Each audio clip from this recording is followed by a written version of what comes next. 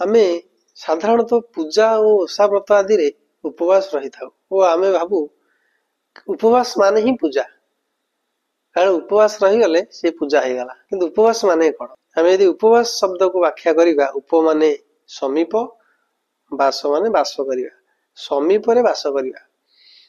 ତାମାନେ ଆମ ମନଟା ଭଗବାନଙ୍କ ପାଖରେ ବାସ କରେ ଆମେ ଉପବାସ ରହିଲେ। ମାନେ ଉପବାସ ଦିନ କିଛି ପାକ ଦ୍ରବ୍ୟ କିଛି ନିଷେଧ ଥାଏ, ଯାହା ଫଳରେ ଆମେ କିଛି ଖାଉନା। ଆମ ପେଟ ଫାଙ୍କା ରହିଲେ ମନଟା ସାତ୍ବିକ ରହେ, ମନଟା ବିଚଳିତ ହୁଏନି ଓ ପ୍ରଭୁଙ୍କ ପାଖରେ ଲାଗିକି ରହିଥାଏ, ତାଙ୍କ ସ୍ମରଣ ସବୁବେଳେ ରହେ ଆମେ ଉପବାସ ରହିଲେ। ତେଣୁ ଉପବାସଟା ହଉଛି ପ୍ରଭୁଙ୍କ ପାଖରେ ଲାଗିକି ରହିବାର ଗୋଟେ ମାଧ୍ୟମ।